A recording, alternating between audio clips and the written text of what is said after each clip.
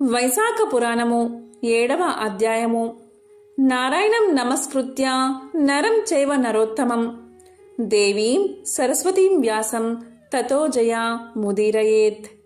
వైశాఖ మాస దానాలు. అంబరీష మహారాజు నారద మహర్షికి నమస్కారం చేసి ఇలా పలికాడు. మహర్షి, నేను చూసినది సత్పురుషుల చరిత్ర వలె మహా ఆశ్చర్యంగా ఉంది.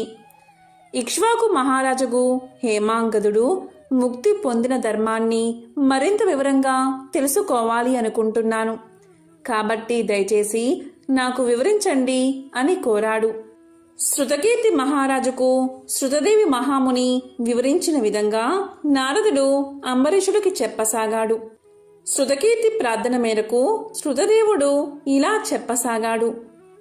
రాజా, నీవడిగింది చాలా ఉచితంగా ఉంది. శ్రీ మహావిష్ణువుకు ప్రీతికరములగు ధర్మాలను వినాలనే కోరిక ఎంతో యుక్తమైనది. నీ బుద్ధికి కల సదాశక్తిని తెలుపుతుంది. ఎన్నో జన్మల పుణ్యమున్నప్పుడే శ్రీ మహావిష్ణువు కథా ప్రసంగం అందు ఆసక్తి కలుగుతుంది. నీవు యువకుడివి, రాజాది రాజువి. నీకు ఇలాంటి విష్ణు కథాశక్తి, ధర్మ జిజ్ఞాస ఉండడం వల్ల నీవు పరిశుద్ధుడువైన ఉత్తమ భాగవతుడు అని అనుకుంటున్నాను. కాబట్టి జన్మ సంసార బంధాలను విడిపించి ముక్తిని కలిగించే శుభకర్మలకు భాగవత ధర్మాలను వివరిస్తాను. విను. యథోచితములకు శుద్ధి, మడి, స్నానం, సంధ్యావందనం, దేవతలకు, ఋషులకు, పితృదేవతలకు తర్పణాలు, అగ్నిహోత్రము, పితృశ్రాద్ధం మానకుండుట, వైశాఖ వ్రతాచరణం ఇవి మిక్కిలి పుణ్యప్రదాలు. వైశాఖ మాస ధర్మాలను ఆచరించని వానికి ముక్తి లేదు. సర్వధర్మాలయందు వైశాఖ వ్రత ధర్మం ఉత్తమమైనది, సాటి లేనిది. రాజులేని రాజ్య ప్రజల వలె పెక్కు ధర్మాలు ఉన్నాయి. కాని అవి దుఃఖప్రదాలు, అనగా కష్టాలను కలిగించేవి, సుఖ సాధ్యాలు కావు. వైశాఖ ధర్మాలు సులభములు. సువ్యవస్థమగు రాజు పరిపాలనలో ఉన్న ప్రజల వలె సుఖశాంతి ప్రదాలు. అన్ని వర్ణాల వారికి, అన్ని ఆశ్రమాల వారికి సులభాలు, ఆచరణ సాధ్యాలు, పుణ్యప్రదాలు.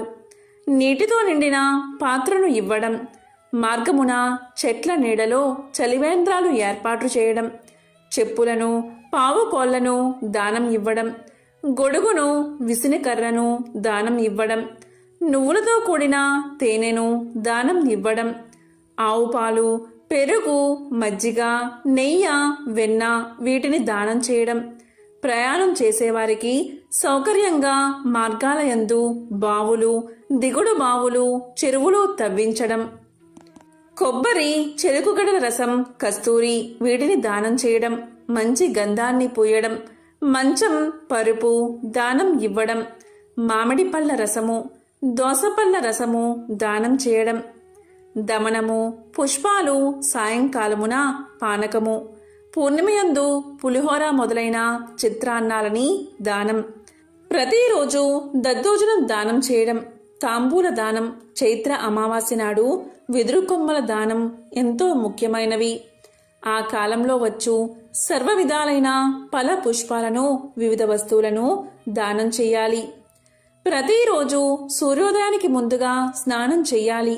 శ్రీ మహావిష్ణు పూజ తర్వాత విష్ణు కథా శ్రవణం చెయ్యాలి. అభ్యంగ స్నానం వైశాఖంలో చెయ్యకూడదు. ఆకులో భోంచెయ్యాలి. ఎండలో ప్రయాణంలో అలసిన వారికి విసిన కర్రతో విసరాలి.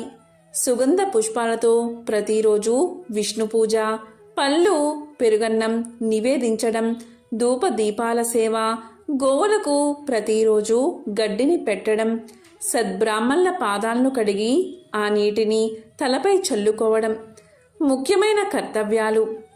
బెల్లము, సొంటి, ఉసిరిక, పప్పు, బియ్యము, కూరగాయలు వీటిని దానం చెయ్యాలి.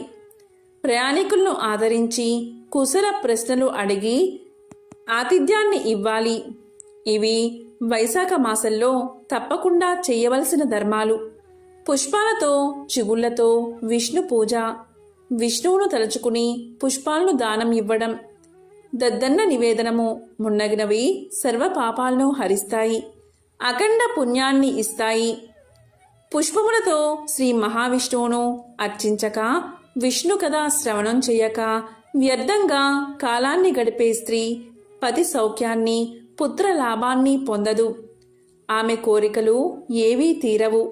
శ్రీ మహావిష్ణువు వివిధ రూపాలలో జనులను పరీక్షించడానికై పవిత్ర వైశాఖ మాసంలో సంచరిస్తూ సపరివారంగా మహామునులతో సర్వదేవతలతో కలిసి వచ్చి ప్రతి గృహంలో నివసించును. అలాంటి పవిత్ర సమయంలో వైశాఖ పూజాధికాలను చెయ్యని మూఢుడు శ్రీహరి కోపానికి గురవుతాడు. రౌరవాది నరకాలను పొంది రాక్షస జన్మ 5 సార్లు పొందుతాడు. ఇలాంటి కష్టాలు వదులుకున్నవారు యథాశక్తిగా వైశాఖ వ్రతాన్ని ఆచరిస్తూ ఆకలిగా ఉన్నవారికి అన్నాన్ని, దప్పికగా ఉన్నవారికి జలాన్ని ఇవ్వాలి. జలం, అన్నం సర్వప్రాణుల ప్రాణానికి ఆధారాలు కదా. అలాంటి దానం వల్ల సర్వప్రాణుల యందున్న సర్వాంతర్యామియగు శ్రీ మహావిష్ణువు సంతోషించి వరాలను ప్రసాదిస్తాడు. శ్రేయస్సును, సర్వసుఖ భోగాలను, సంపదలను కలిగించి ముక్తిని ప్రసాదిస్తాడు. జలదానం చెయ్యని వారు పశువులై జన్మిస్తారు. అన్నదానం చెయ్యని వారు పిశాచాలై తిరుగుతారు. అన్నదానం చెయ్యక పిశాచత్వం పొందిన వారి కథను చెప్పుతున్నాను విను. ఇది నాకు తెలిసిన ఆశ్చర్యకరమైన విషయం సుమా అంటూ శృతకీర్తి మహారాజుకు శృతదేవుడు చెప్పినట్లు నారదుడు అంబరీష మహారాజుకు తెలియచేస్తున్నాడు. వైశాఖ పురాణము 7వ అధ్యాయము సంపూర్ణం.